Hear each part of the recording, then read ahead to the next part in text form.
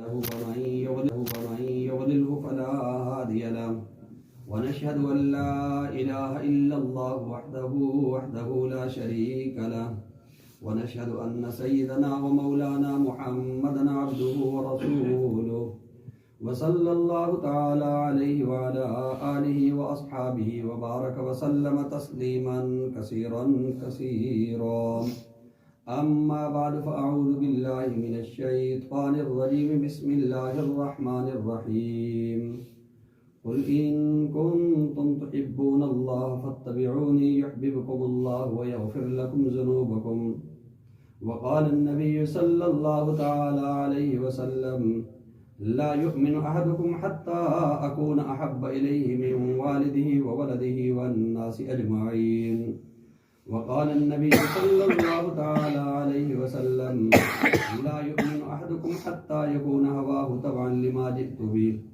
أو كما قال عليه الصلاة والسلام آمنت بالله صدق الله العظيم وصدق رسوله النبي الكريم ونحن على ذلك من الشاهدين والشاكرين والحمد لله رب العالمين اللهم صل على محمد وعلى آل محمد كما صليت على إبراهيم وعلى آل إبراهيم إنك حميد مجيد اللهم بارك على محمد وعلى آل محمد كما باركت على إبراهيم وعلى آل إبراهيم إنك حميد مجيد یہ موبائل ذرا نیچے کر لے بیان میرے واجب الاحترام قابل صد احترام عزیز ساتھیوں، آج کی اس مجلس میں قرآن و حدیث اور صحابہ کرام کے واقعات کی روشنی میں نبی پاک صلی اللہ علیہ وسلم کے ساتھ محبت کے اوپر چند باتیں جو ہیں وہ دعا فرمائیں کہ اللہ تعالی ہمیں نبی پاک صلی اللہ علیہ وسلم کے ساتھ سچی محبت نصیب فرمائے۔ علماء فرماتے ہیں کہ نبی پاک صلی اللہ علیہ وسلم کے ہم پر بڑے 5 حق ہیں۔ پہلا حق یہ ہے کہ آپ پر ایمان لایا جائے، دوسرا حق یہ ہے کہ زندگی کے ہر مسئلے میں آپ کی اتباع کی جائے، تیسرا حق یہ ہے کہ آپ کے لائے ہوئے دین کی مدد اور نصرت کی جائے، چوتھا حق یہ ہے کہ آپ کی تعظیم و توقیر کی جائے، پانچواں حق یہ ہے کہ آپ سے دلی محبت کی جائے۔ یہ جو دنیا کے اندر جتنے بھی لوگ ایک دوسرے سے محبت کرتے ہیں، اس کے بڑے اسباب 3 ہوتے ہیں: کمال، جمال اور احسان۔ یہ 3 سبب ہیں جن کی وجہ سے دنیا کے اندر لوگ ایک دوسرے سے محبت اور پیار کرتے ہیں۔ بعض لوگوں نے مالداری کو بھی اسباب محبت میں شمار کیا ہے۔ حقیقت یہ ہے کہ مالداری کی وجہ سے خوشامد اور چاپلوسی تو کی جا سکتی ہے، مالداری کی وجہ سے کسی سے دلی محبت نہیں کی جا سکتی۔ لیکن اگر مالداری کو بھی اسباب محبت میں شمار کیا جائے تو اس دنیا کے اندر سب سے بڑے مالدار ہمارے آقا مولا جناب سیدنا محمد رسول اللہ صلی اللہ علیہ وسلم، اس لیے کہ مالداری روپے پیسے کی کثرت کا نام نہیں ہے، مالداری جو ہے وہ دل کے غنا اور سخاوت کا نام ہے۔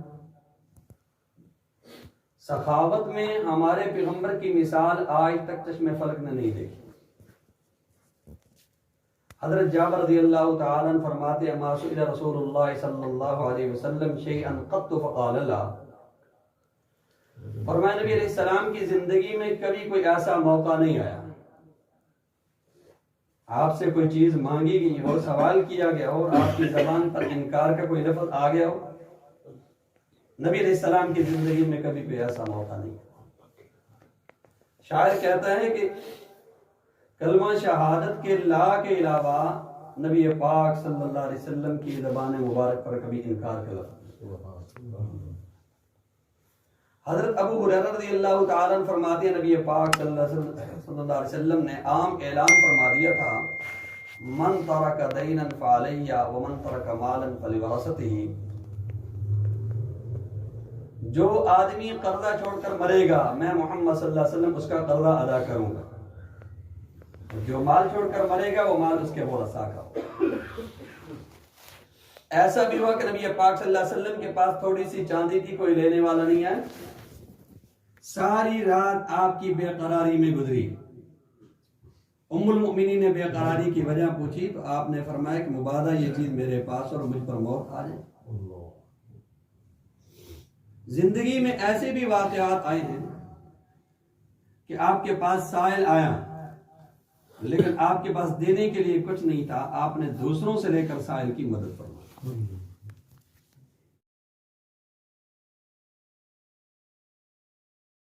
بڑے مالدار ہمارے آقا مولا جناب سیدنا محمد رسول اللہ صلی اللہ علیہ وسلم،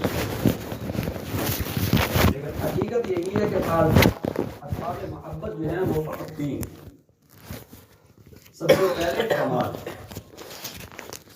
دنیا کے اندر ہزاروں لوگ ایسے ہیں ہم نے ان کو دیکھا نہیں، ہماری ان سے کوئی قرابت داری نہیں، ہماری ان سے کوئی رشتہ داری نہیں، ہمیں ان سے کوئی مالی مفاد نہیں، لیکن ہم ان سے محبت رکھتے ہیں ان کے کمالات کی وجہ سے۔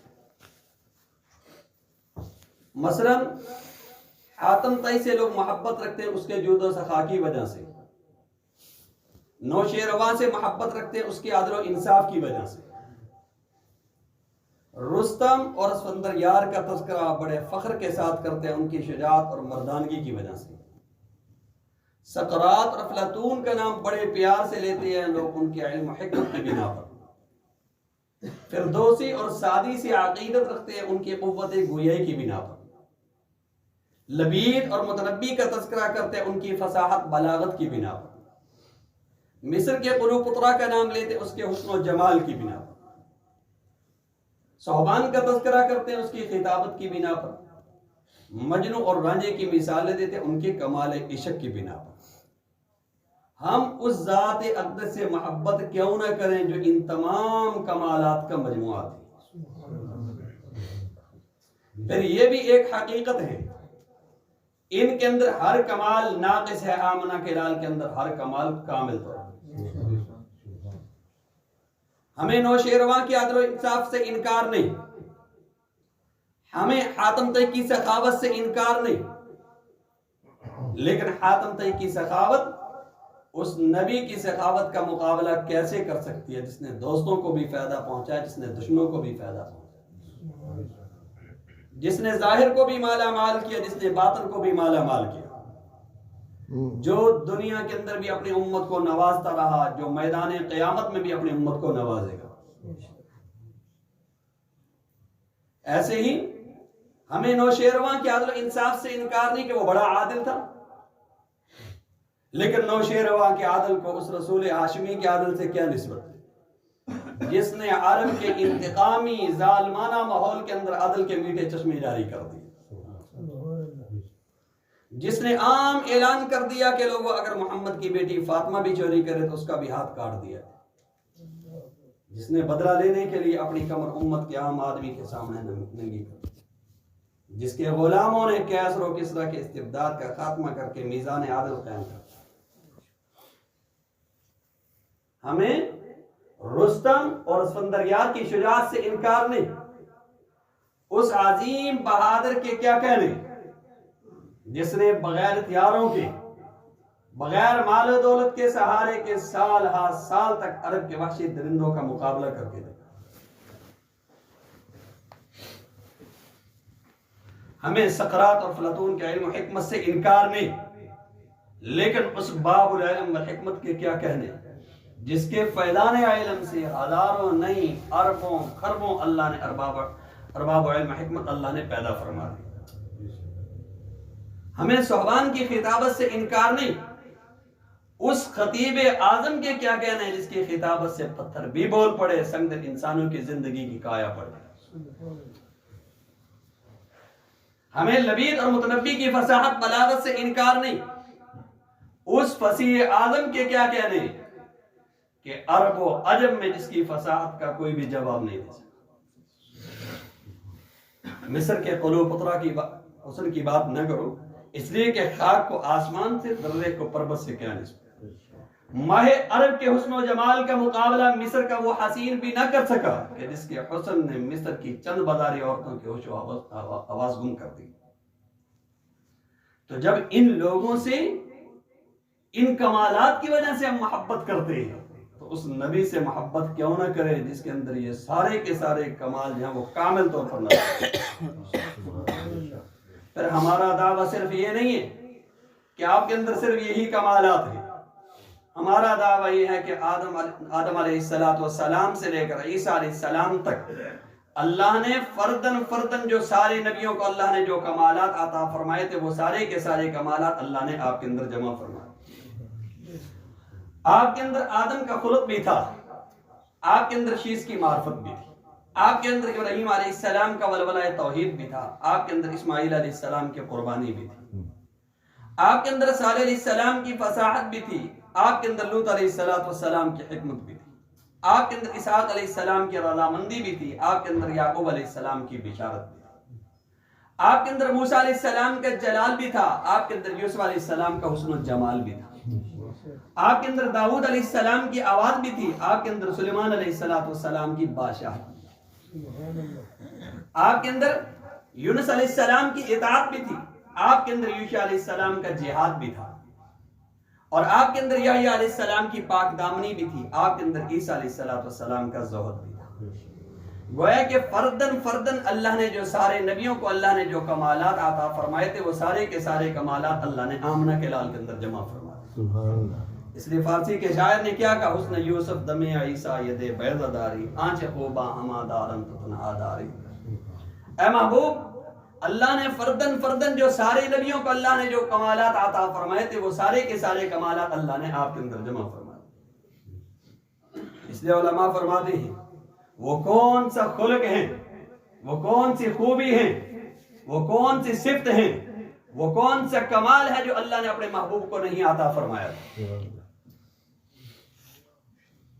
حیا کا یہ عالم تھا۔ حضرت ابو سعید خدری رضی اللہ تعالیٰ عنہ فرماتے ہیں نبی پاک صلی اللہ علیہ وسلم پردہ نشین کنواری لڑکی سے زیادہ باحیا تھے۔ تواضع کا یہ عالم تھا، غلاموں اور خادموں کے ساتھ بیٹھ کر آپ کھانا کھا لیتے، غریبوں کی عیادت فرماتے، فقراء کے ہم نشین ہوتے، امتیازی نشست اختیار نہ فرماتے، گھر کے چھوٹے موٹے کام نبی پاک صلی اللہ علیہ وسلم اپنے دست مبارک سے فرما دیتے۔ حضرت ابو ہریرہ رضی اللہ تعالیٰ عنہ فرماتے ہیں ایک آدمی نے نبی پاک صلی اللہ علیہ وسلم کے ہاتھ کو بوسہ دینا چاہا، آپ نے اپنا ہاتھ پیچھے کھینچ لیا اور فرمایا ھذا تفعلہ الاعاجم بمملوکھا ولست بملک وانما انا رجل منکم، یہ تو اجمی لوگ اپنے بادشاہوں کے ساتھ کرتے ہیں، میں کوئی بادشاہ نہیں، میں تم میں سے۔ یہ اللہ کے محبوب کی عاجزی تھی، ورنہ اللہ نے دونوں جہانوں کی شہنشاہی آپ کو عطا فرمائی۔ خوش اخلاقی کا یہ عالم تھا۔ حضرت انس فرماتے ہیں میں نے 10 سال تک نبی پاک صلی اللہ علیہ وسلم کی خدمت فرمائی ہے، فرمایا آپ کی زبان مبارک سے اف تک بھی نہیں۔ شجاعت اور دلیری کا یہ عالم تھا۔ جنگ حنین میں جب مسلمان مشرکوں کے سخت حملے کی تاب نہ لا کر ادھر ادھر بھاگنے لگے، پیغمبر اکیلے خچر کے اوپر سوار ہو کر دشمن کو للکارتے ہوئے میدان میں آتے ہیں، کیا فرماتے ہیں انا النبی لا کذب وانا ابن عبد المطلب، لوگوں میں سچا نبی ہوں، میں عبد المطلب کا بیٹا ہوں۔ عفو اور درگزر کی یہ انتہا تھی۔ فتح مکہ کے موقع پر آپ نے اپنے خون کے پیاسوں کو، صحابہ پر مکہ کی زمین تنگ کرنے والے درندوں کو، بلال اور خبیب پر ظلم کرنے والے ظالموں کو، سمیہ اور یاسر جیسے صحابہ کرام کے شہید کرنے والے وحشی درندوں کو، اور حضرت حمزہ کے قاتل وحشی کو، اور کلیجہ چبانے والی ہندہ تک کو آپ نے لا تسریب علیکم اليوم یغفر اللہ لکم وهو ارحم الراحمین کہہ کر آپ نے سب کو معاف کر دیا۔ صبر و شکر کی یہ انتہا تھی۔ بقول حضرت عائشہ کے کئی ہفتے نبی پاک صلی اللہ علیہ وسلم کے گھر میں چولہا نہیں جلتا تھا، پھر بھی انتہائی صبر کے ساتھ خدا کا شکر ادا فرماتے۔ محبت اور شفقت کا یہ عالم تھا۔ آپ انسانوں پر شفیق تھے، اگر کوئی جانوروں پر ظلم کرتا تو جانور بھی اپنی شکایت نبی پاک صلی اللہ علیہ وسلم کے پاس دے۔ حدیث میں آتا ہے آپ کے باغ میں تشریف لے گئے، ایک اونٹ دوڑتا ہوا نبی پاک صلی اللہ علیہ وسلم کے پاس آئے، آپ نے فرمایا اس کا مالک کون؟ صحابہ نے کہا یا رسول اللہ فلاں انصاری نوجوان، فرمایا اس کو بلاؤ، جب بلایا گیا تو فرمایا یہ اونٹ تیری شکایت کرتا ہے کہ میرا مالک مجھ سے کام زیادہ لیتا ہے، چارہ مجھے کم دیتا ہے۔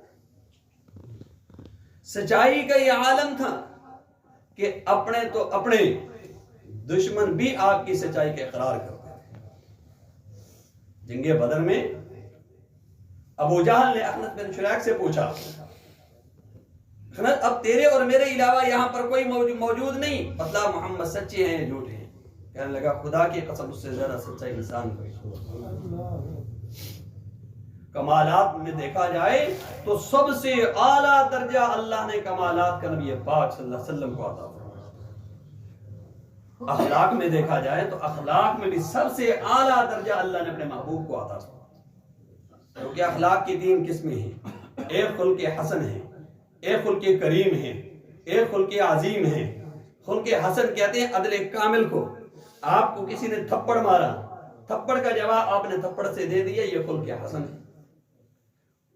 خلق کریم کہتے ہیں آپ پر کسی نے ظلم کیا، آپ نے اس کو معاف کر دیا، خلق کریم۔ خلق عظیم کہتے ہیں کسی نے آپ پر زیادتی کی، ظلم کیا، آپ نے صرف معاف نہیں کیا الٹا اس کے ساتھ احسان بھی آپ نے کر دیا، جس کی ترغیب آپ نے اپنی امت کو دی، سل من قطعک واعف عمن ظلمک واحسن الی من اساء الیک۔ میری امت اس کے ساتھ جوڑ پیدا کرو جو آپ سے توڑ پیدا کرتا ہے، اس کو معاف کرو جو آپ پر ظلم کرتا ہے، اس کے ساتھ نیکی کرو جو آپ کے ساتھ برائی کرتا ہے۔ اب آپ خود اندازہ لگائیں کہ جس ذات کے اندر یہ کمالات ہوں، یہ اوصاف ہوں، ایسے اخلاق ہوں، اس ذات سے محبت کرنی چاہیے یا نہیں کرنی؟ دنیا والے کسی کی ذہانت پر ناز کرتے ہیں، کسی کی شجاعت پر ناز کرتے ہیں، کسی کے جود و سخا پر ناز کرتے ہیں، کسی کے عدل و انصاف پر ناز کرتے ہیں، کسی کے اطاعت اور خدمت خلق پر ناز کرتے ہیں۔ ہم اس نبی پر ناز کیوں نہ کریں جس کے اندر یہ سارے کے سارے کمال اعلیٰ وجہ الکمال پائے جاتے ہیں؟ پھر اس نے لاکھوں کروڑوں انسانوں کو یہ اوصاف دیے، کسی کو صدیق بنا دیا، کسی کو عادل بنا دیا، کسی کو سخی بنا دیا، کسی کو شیر خدا بنا۔ ہم کہتے ہیں جس کو محمد الرسول اللہ صلی اللہ علیہ وسلم سے محبت نہیں، اس سے ان اوصاف سے محبت نہیں، اس سے صداقت دیانت سے محبت نہیں، اس سے تواضع سادگی عز و انکساری سے محبت نہیں، اس سے وقار متانت عفت درگزر سے محبت نہیں، اس سے ایثار شفقت رافت سے محبت نہیں، اس سے شرم و حیا عفت اور پاک دامنی سے محبت نہیں۔ اور جس کو ان اوصاف سے محبت نہیں وہ انسان نہیں، وہ انسانی لباس کے اندر ایک درندہ ہے۔ ورنہ یہ نہیں ہو سکتا اوصاف کے ایسے پیکر کو دیکھے اور اس کی باتوں کو سنے پر اس کے ساتھ محبت کا اظہار نہ کرے۔ تو محبت کا پہلا سبب ہے کمال، کہ دنیا کے اندر جو لوگ ایک دوسرے سے محبت کرتے ہیں وہ کمالات کی وجہ سے۔ محبت کا دوسرا سبب ہے حسن و جمال۔ یاد رکھیے خدا کا ہر پیغمبر حسین ہوتا ہے، تاکہ نبی کے دشمن کو نہ نبی کے اخلاقی عیب پر انگلی اٹھانے کا موقع ملے، نہ جسمانی عیب پر انگلی اٹھانے کا موقع ملے۔ نبی کا چہرہ اس کی صداقت کی گواہی دیتا ہے۔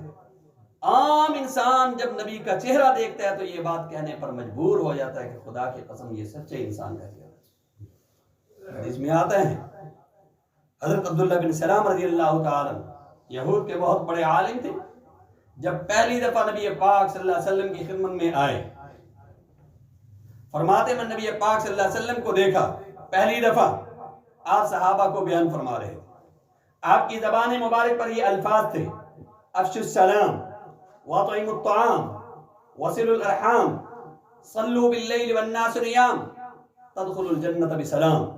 میری امت سلام کو عام کرو، میری امت رشتہ داروں کے ساتھ جڑ کر رہو، میری امت لوگوں کو کھانا کھلاؤ، میری امت تہجد کی نماز کا اہتمام کرو۔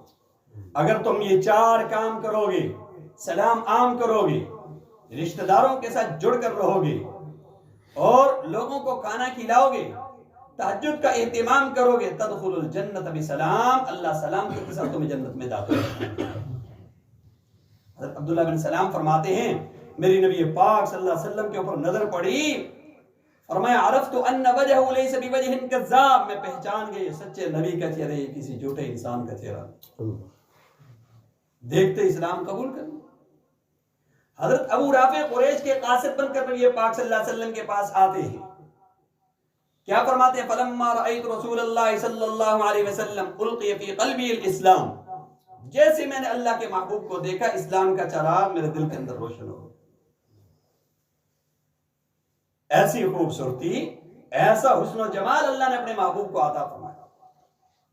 حضرت ابو ہریرہ فرماتے ہیں ما رأیت شیئا احسن من رسول اللہ صلی اللہ علیہ وسلم، فرماتے ہیں اللہ کے نبی سے زیادہ حسین میں نے کسی کو نہیں دیکھا. کأن الشمس تجری فی وجہہ، آپ ایسے خوبصورت تھے جیسے کہ سورج آپ کے چہرے میں روانہ ہو. صحابہ کرام میں ہند ابن ابی حالہ، یہ حضرت خدیجہ رضی اللہ تعالیٰ عنہ کے بیٹے ہیں ابو حالہ سے. یہ بچپن میں ہی نبی پاک صلی اللہ علیہ وسلم کی صحبت میں آگئے تھے حضرت خدیجہ کے ساتھ. تو صحابہ کرام میں یہ زیادہ تر نبی پاک صلی اللہ علیہ وسلم کو آپ صلی اللہ علیہ وسلم کے اوصاف اور آپ کا حلیہ، آپ کا حسن و جمال یہ بیان فرماتے. تو حضرت حسن فرماتے ہیں میں نے اپنے ماموں ہند ابن ابی حالہ سے کہا وَأَنَا أَشْتَهِي أَن يَصِفَ لِي مِنْهَا شَيْئًا أَتَعَلَّقُ بِهِ، میں یہ چاہتا ہوں نبی پاک صلی اللہ علیہ وسلم کے حسن و جمال میرے سامنے بیان کروں تاکہ میں اس کو یاد کروں اور امت کے سامنے اس کو پیش کروں. حدیث پاک کے اندر آتا ہے ہند ابن ابی حالہ فرمانے لگے لَيْسَ بِالطَّوِيلِ الْبَائِنِ وَلَا بِالْقَصِيرِ، نہ آپ بہت لمبے قد کے تھے نہ بالکل چھوٹے قد کے تھے. وَكَانَ رَبْعَةً مِّنَ الْقَوْمِ، آپ قوم میں سے درمیانے قد کے تھے. لیکن یہ اللہ کے محبوب کا معجزہ تھا، جب آپ صحابہ کے ساتھ چلتے تو سب سے اونچا قد اللہ کے محبوب کا نظر آتا. صحابہ میں سب سے بڑا قد حضرت عباس، آپ کے چچا حضرت عباس کا تھا، لیکن جب آپ حضرت عباس کے ساتھ بھی چلتے تو آپ کا قد حضرت عباس سے بھی بڑا نظر آتا. لم یکن بالمتہم ولا بالمکلثم، نہ بہت زیادہ موٹے کے بدنما معلوم ہو، بالکل کمزور کے بد صورت معلوم ہو. حسن الجسم، فرمایا خوبصورت جسم والے. لا بالابیض الامحق ولا بالآدم، نہ چوری کی طرح سفید نہ بالکل گندمی رنگ. اسمر اللون، معمولی سا گندمی رنگ تھا. اظہر اللون، چمکدار رنگ تھا. ابیض مشرب، سفید سرخی مائل. ابیض کانما سیغ من فضة، ایسا سفید گویا کہ آپ کو چاندی سے تیار کیا گیا. عظیم الحامہ، آپ کا سر مبارک فرمایا بڑا تھا.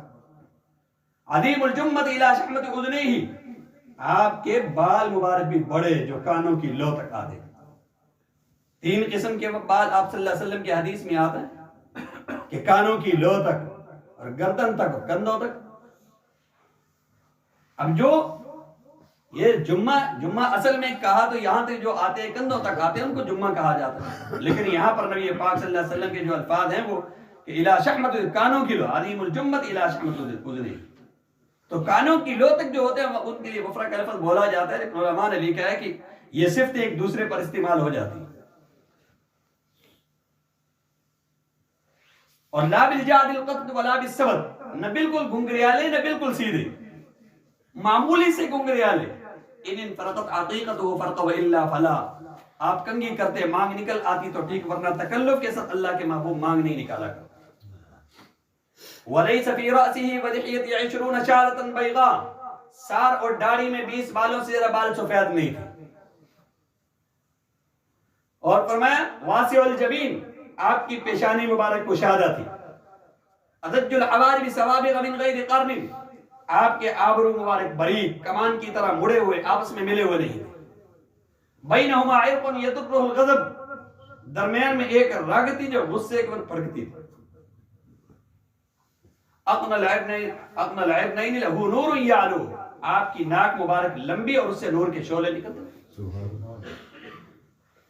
اہدب الاشفار، آپ کی پلکیں مبارک لمبی تھی. اداج العینین اشکل العینین اکحل العینین، آپ کی آنکھیں انتہائی خوبصورت، سفیدی انتہائی سفید، سیاہی انتہائی سیاہ، اور بغیر سرمے کے بھی ایسے محسوس ہوتا جس طرح اللہ کے محبوب نے سرما ڈالا ہو. سہل الخدین، آپ کے رخسار مبارک بھرے ہوئے تھے. کس اللحیہ، آپ کی داڑھی مبارک بھی گھنی تھی. مفلج الاسنان، سامنے کے دانت ذرا کشادہ تھے. اذا تکلم رؤیا کالنور یخرج من بین تنایا، جب اللہ کے محبوب کسی سے بات کرتے تو نور کے شعلے دیواروں پر پڑتے، ایسے چمکدار تھا. اور جلیل المشاش والقطر، کندھوں اور ہڈیوں کے جوڑ آپ کے بڑے مضبوط تھے. وعید ما بین المنکبین، دونوں کندھوں کے درمیان میں ذرا فاصلہ تھا. عریض الصدر، آپ کا سینہ مبارک چوڑا تھا. سواء البطن والصدر، پیٹ اور سینہ دونوں برابر تھے. اشرع الذراعین والمنکبین واعالی الصدر، آپ کے جسم کے صرف چند مقامات پر بال تھے، دونوں بازوؤں پر، دونوں پنڈلیوں پر، سینے کے اوپر والے حصے پر. دقیق المسروبہ بھی آتا ہے، طویل المسروبہ، کہ بالوں کی ایک باریک لکیر جو ناف سے لے کر یہ سینے سے لے کر ناف تک آتی. اجود الناس صدرا واصدق الناس لہجتا والینہم عریقتا واکرمہم عشیرتا. فرمایا نبی پاک صلی اللہ علیہ وسلم دل کے بڑے سخی تھے، طبیعت کے بڑے نرم تھے، اور بات کے بڑے سچے تھے. قوم اور برادری کے لحاظ سے آپ بڑی عظمت والے تھے. کان رسول اللہ صلی اللہ علیہ وسلم فخما مفخما، آپ ذاتی لحاظ سے بھی آپ بڑی عظمت والے تھے، قوم اور برادری کے لحاظ سے بھی آپ بڑی عظمت والے تھے. اور فرمایا کہ ان عنقہ جید دمیۃ فی صفاء الفضہ، آپ کی گردن مبارک یہ صفائی میں چاندی کی طرح اور خوبصورتی میں مورتی کی طرح تھی. طویل الزندین، آپ کی کلائیں مبارک لمبی. ششن الکفین والقدمین، آپ کے ہاتھ اور پاؤں مبارک پر گوشت. رحب الراحہ، آپ کی ہتھیلی مبارک چوڑی، اور آپ کی ہتھیلیاں یہ روئی سے زیادہ نرم، ریشم سے زیادہ ملائم تھی. سائر الاطراف، آپ کی انگلیاں مبارک بھی لمبی.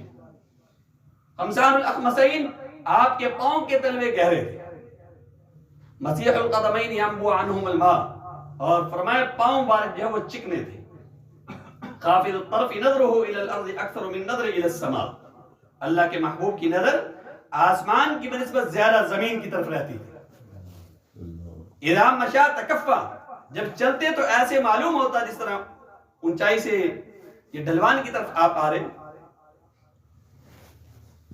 حضرت علی رضی اللہ تعالیٰ نے کیا فرمایا؟ من رآہ بداہة ہابہ ومن خالته معرفة احبہ یقول ناعتہ لم ار قبلہ ولا بعدہ مثلہ. فرمایا جو اللہ کے محبوب کو اچانک دیکھتا ہے بس زدہ ہو کر رہ جاتا کہ اللہ نے اتنی خوبصورتی ان کو عطا فرمائی. اور جو محبوب کے پاس بیٹھتا تو یہ بات کہنے پر مجبور ہو جاتا لم ار قبلہ ولا بعدہ مثلہ، اللہ کے نبی نہ آپ سے پہلے نہ آپ کے بعد آپ جیسا کسی کو دیکھا. حضرت کعب بن مالک رضی اللہ تعالیٰ فرماتے ہیں اللہ کے محبوب جب مسکراتے تو فرمایا آپ کا چہرہ ایسے چمکتا تھا کأنہ قطعۃ من القمر، گویا کہ وہ چاند کا ٹکڑا ہے. ربیع بنت معوذ نے کہا لو رأیتہ رأیت الشمس طالعۃ، کاش کہ تو اللہ کے محبوب کو دیکھ لیتا تمہیں ایسے محسوس ہے جس طرح سورج نکلا ہوا ہے. حضرت جابر سے کسی نے پوچھا اکان وجہ رسول اللہ صلی اللہ علیہ وسلم مثل السیف، کیا اللہ کے محبوب کا چہرہ تلوار کی طرح چمکیلا تھا؟ فرمایا لا بل کان مثل الشمس والقمر، بلکہ وہ سورج کی طرح چمکتا، سورج اور چاند کی طرح چمکتا. حضرت حسان نے کیا کہا؟ وَأَحْسَنَ مِنْكَ لَمْ تَرَ قَطُّ عَيْنِي وَأَجْمَلَ مِنْكَ لَمْ تَلِدِ النِّسَاءُ خُلِقْتَ مُبَرَّأً مِنْ كُلِّ عَيْبٍ كَأَنَّكَ قَدْ خُلِقْتَ كَمَا تَشَاءُ. لوگوں آج تک ایسا حسین میری آنکھ نے دیکھا نہیں، آج تک ایسا خوبصورت کسی ماں نے جانا نہیں. خُلِقْتَ مُبَرَّأً مِنْ كُلِّ عَيْبٍ، اللہ نے ہر عیب سے پاک آپ کو پیدا فرمایا. حضرت عائشہ کیا فرماتی ہیں؟ لنا شمس وللآفاق شمس وشمسی خیر من شمس السماء فإن الشمس تطلع بعد الفجر وشمسی تطلع بعد العشاء. فرمائے لوگوں ایک آسمان کا سورج ایک ہمارا سورج ہے. فرمایا ہمارا سورج آسمان کے سورج سے اعلیٰ ہے، اس لیے کہ آسمان کا سورج فجر کے بعد طلوع ہوتا ہے. فرمایا ہمارا سورج ہے وہ عشاء کے بعد طلوع ہوتا ہے. شاعر کہتا ہے جبریل نے کیا کہا افاقہا گردید ام مربطا وردید ام بسیار خوبا دید ام ولیکن تو چیزیں دیگرے. لوگوں مشرق سے مغرب تک، شمال سے جنوب تک میں پوری کائنات کے اندر گھوما ہوں، اس کائنات کے اندر میں نے حسن کے ایسے اعلیٰ شاہکار بھی دیکھے ہیں، لوگ بتوں کی طرح ان کی پوجا کرتے تھے، لیکن تو چیزیں دی گرے، جو مقام، جو خوبصورتی، جو حسن و جمال اللہ نے آپ کو عطا فرمایا، اللہ کے محبوب اللہ نے کسی کو بھی نہیں عطا فرمایا۔ ایسی خوبصورتی اللہ نے اپنے ماں، تو حسن و جمال کے لحاظ سے دیکھا جائے تو حسن و جمال کے اندر سب سے بڑا درجہ اللہ نے اپنے محبوب کو عطا فرمایا تھا۔ محبت کا تیسرا سبب ہے احسان۔ عربی کا مقولہ الانسان عبد الاحسان، انسان احسان کا غلام۔ اگر کسی انسان کے اندر انسانیت تو آپ اس پر احسان کر دیں، وہ ساری زندگی آپ کے احسان کا خیال کرے گا اور آپ کا موتی بن کر دے گا۔ یاد رکھیے، دنیا کے اندر ہمارے اوپر سب سے زیادہ جو احسانات ہیں وہ نبی پاک صلی اللہ علیہ وسلم کے ہیں۔ ماں باپ سے بھی زیادہ احسان، بہن بھائیوں سے، رشتہ داروں سے، عزیز و اقارب سے، اساتذہ سے، سب سے زیادہ جو احسانات ہیں وہ نبی پاک صلی اللہ علیہ وسلم کے ہیں۔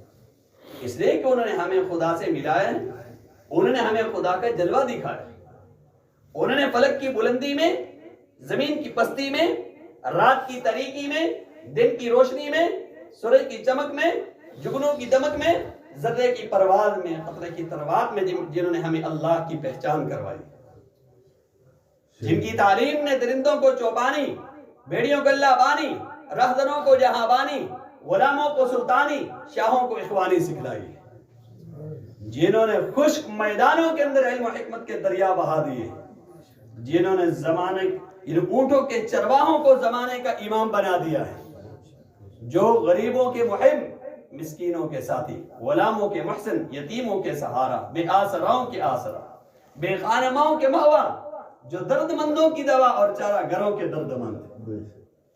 یاد رکھیے، دنیا کے اندر ہر آدمی کے احسان ایک محدود حد تک ہوتے ہیں۔ کسی کے احسانات صرف بیوی بچوں کے حد تک، کسی کے احسانات والدین کے حد تک، کسی کے احسانات عزیز و اقارب کی حد تک، کسی کے احسانات ایک مخصوص طبقے اور جماعت کی حد تک، لیکن اللہ کے محبوب وہ ہیں کہ آپ کے احسانات جو ہیں وہ کائنات کے ہر طبقے پر، ہر فرد پر آپ کے احسانات موجود ہیں۔ انسان تو انسان، جانوروں کے اوپر بھی آپ کے احسانات موجود ہیں۔ آپ سے قبل زمانہ جاہلیت میں لوگ جانوروں پر طرح طرح کے ظلم کرتے، لیکن اللہ کے محبوب نے آپ ان کے حقوق بتلا کر اللہ کے نبی نے ان کو ظلم و ستم سے بچا لیا۔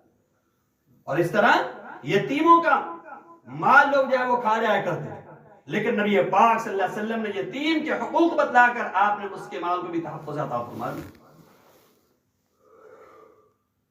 اور اس طرح بیواؤں کو نفرت کی نظر سے دیکھا جاتا تھا، آپ نے بیوہ عورتوں کو گھر میں بسا کر امت کے لیے مثالیں قائم فرما دی، اور عورتوں کے ساتھ جانوروں کی طرح سلوک کیا جاتا تھا۔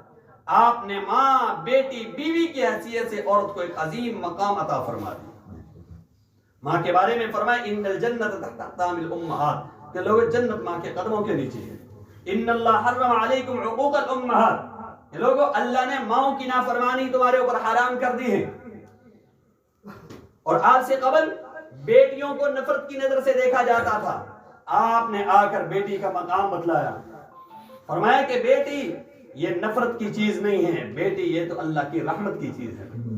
فرمایا من عال جاریتین حتی تبلغ جاء یوم القیامت انا وهو كهاتین وضم اصابعه، میرے جس امتی کو اللہ نے 2 بیٹیاں عطا فرمائی اور اس نے ان کی پرورش کی اور وہ جوان ہوگی، ان کے نکاح کر دیے، فرمایا یہ خوش نصیب امتی جب میدان قیامت میں آئے گا تو یہ اس طرح کھڑا ہوگا جس طرح یہ 2 انگلیاں کھڑی ہیں آپس میں۔ یہ چھوٹی اور بڑی ہونے کے لحاظ سے ان میں فرق ہے، اسی طرح نبی کے مقام میں امتی کے مقام میں فرق ہوگا، لیکن یہ خوش نصیب نبی کے ساتھ کھڑا ہو۔ اور فرمایا جس میرے امتی کو اللہ نے ساری بیٹیاں عطا فرمائی اور اس نے ان کے ساتھ محبت کا اظہار کیا تو ادخلہ اللہ الجنہ، اللہ میرے امتی کو جنت میں داخل فرمائے گا۔ اور اس طرح آپ سے قبل لوگ بیویوں کے ساتھ جانوروں کی طرح سلوک کرتے تھے، آپ نے فرمایا تم میں سب سے اعلیٰ، تم میں سب سے بہترین انسان وہ ہے جو اپنی بیوی بچوں کے ساتھ رہے۔ اور فرمایا اتقوا اللہ فی النساء، بیویوں کے بارے میں اللہ سے ڈرتے رہو، کیونکہ تم نے ان کو اللہ کے عہد سے اپنے نکاح کے اندر لیا ہے، اللہ کے حکم سے تم نے ان کو اپنے لیے حلال کیا، ان کے بارے میں اللہ سے ڈرتے رہو۔ اسی طریقے پر آپ سے قبل اس انسان کی کوئی قدر و قیمت نہیں تھی، آپ نے اس سے کعبے سے زیادہ محترم قرار دے دیا۔ یہی انسان جو کیڑوں مکوڑوں کے سامنے جھکنے والا تھا، شجر و حجر کے سامنے جھکنے والا تھا، آپ نے اس کو خدا وحدہ لا شریک کے سامنے جھکا دیا۔ ایک اور پہلو کے لحاظ سے دیکھا جائے تو نبی پاک صلی اللہ علیہ وسلم کے احسانات کا پتہ چلتا ہے۔ آپ کو ظاہر کس لیے کہا گیا؟ آپ کو دیوانہ کس لیے کہا گیا؟ آپ کو مجنون کس لیے کہا گیا؟ آپ کے راستے میں کانٹے کس لیے بچھائے گی؟ آپ کے جسم اطہر پر اوجری کس لیے ڈالے گی؟ آپ کے جسم کو لولوہان کس لیے کیا گیا؟ آپ کی بیٹیوں کو طلاقیں کس لیے دی گئی؟ اور آپ کو مکہ سے نکالنے کس لیے نکالا گیا؟ یہ ساری کی ساری تکلیفیں آپ نے اس امت کی خاطر برداشت کی ہیں کہ میری امت جہنم کا ایندھن بننے سے بچ جائے اور جنت کے حقدار بن جائے۔ بھائی وہ نبی جو امت کا اتنا خیال کرے، کیا اس نبی کا یہ حق نہیں کہ ہم اس سے قلبی محبت کریں، دلی محبت کریں؟ نبی کو رات کی خلوت میں دیکھو، امت کی فکر ہے۔ نبی کو دن کے جلوے میں دیکھو، امت کی فکر ہے۔ نبی کو بدر و احد میں دیکھو، امت کی فکر ہے۔ نبی کو مکہ اور مدینے میں دیکھو، امت کی فکر ہے۔ نبی کو صحت اور تندرستی کی حالت میں دیکھو، امت کی فکر ہے۔ نبی کو بڑھاپے اور بیماری کی حالت میں دیکھو، امت کی فکر ہے۔ نبی زمین پر ہے، امت کی فکر ہے۔ نبی عرش پر ہے، امت کی فکر ہے۔ نبی دنیا کے اندر ہے، امت کی فکر ہے۔ نبی میدان قیامت میں ہوں گے تب بھی آپ کو امت کی فکر ہوگی۔ دیکھیے میدان قیامت میں جہاں سارے نبی کہیں گے یا رب نفسی نفسی، وہاں پر ایک ہستی ہوگی، ایک نبی ہوگا جو کہے گا یا رب امتی یا رب امتی، اللہ میری امت کو معاف کرو۔ کیا اس نبی کا یہ حق نہیں کہ ہم اس سے قلبی محبت کریں؟ محبت کا تقاضا کیا ہے؟ محبت کا تقاضا یہ ہے کہ جس طرح مولانا نے بتایا کہ نبی پاک صلی اللہ علیہ وسلم کی سنت کو اپنائے۔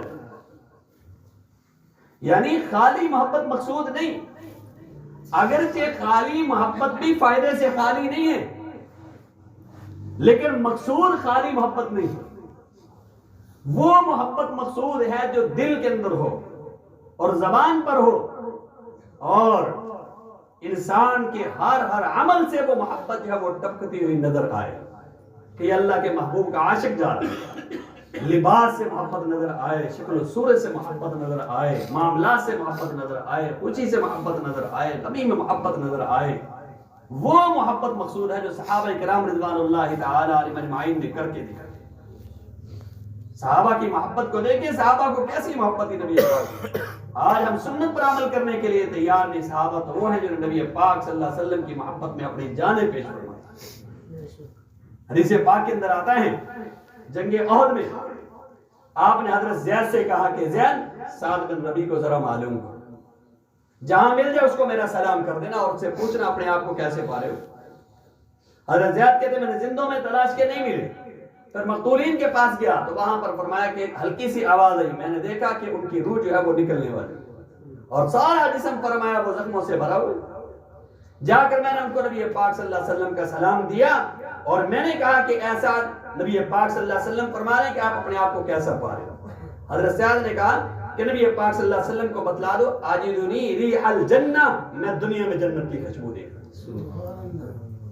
اور جا کر نبی پاک صلی اللہ علیہ وسلم کو بتلا دو جزاک اللہ عنا وعن جمیع الامت خیرا، اللہ کے محبوب اللہ میری طرف سے پوری امت کی طرف سے اللہ آپ کو بہترین بدلہ عطا فرما دے۔ آمین۔ اے زید وکل قوم الانصار، میری قوم انصار کو بھی میرا پیغام دے دے۔ اندازہ کریں کہ صحابی کی روح جسم سے نکل رہی ہے، صحابی کو نبی پاک صلی اللہ علیہ وسلم کے ساتھ کیسی محبت حضرت صاحب کو۔ فرمایا وَقُلْ قَوْمِ الْأَنصار، میری قوم انصار کو میرا پیغام دے دے، فَلَا عُذْرَ لَكُمْ عِنْدَ اللَّهِ أَن يَخْلَصَ إِلَىٰ رَسُولِ اللَّهِ صلی اللہ علیہ وسلم عَيْنٌ تَطْرُفُ، اگر تم میں سے ایک آنکھ بھی زندہ رہی، ایک آدمی بھی زندہ رہا اور کوئی کافر نبی پاک صلی اللہ علیہ وسلم تک پہنچ گیا، خدا کی قسم اللہ قیامت کے دن کوئی عذر بھی قبول نہیں فرمائے گا۔ جاؤ نبی پاک صلی اللہ علیہ وسلم کا خیال کرو، نبی پاک صلی اللہ علیہ وسلم تک کہیں کافر نہ۔ حضرت زید بن سنہ رضی اللہ تعالیٰ کے بارے میں آتا ہے، کفار مکہ جب ان کو سولی پر لٹکانے کے لیے لے گئے، اس وقت ابو سفیان نے کہا اے زید صرف اتنی بات تو اپنے زبان سے نکال دے، ہم تمہیں چھوڑ دیں گے، آزاد کر دیں گے، ورنہ تمہیں سولی پر لٹکا دیں گے۔ نعوذ باللہ، کاش کہ آج میری جگہ محمد صلی اللہ علیہ وسلم کو سولی پر لٹکا دیا جائے۔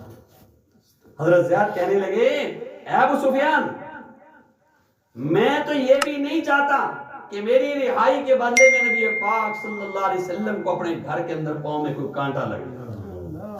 میری جان جاتی ہے چلی جائے, لیکن پیغمبر کی تکلیف کو میں برداشت نہیں کر سکتا.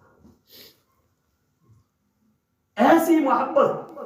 ابو سفیان کہنے لگا, اے قریش کے سرداروں, میں بڑے بڑے لوگوں کے پاس گیا ہوں, میں کیسر و کسرا کے پاس گیا ہوں, لیکن ایسی محبت میں نے کسی بھی نہیں دیکھی جیسی محمد صلی اللہ علیہ وسلم کے صحابہ محمد صلی اللہ علیہ وسلم سے محبت کرتے ہیں.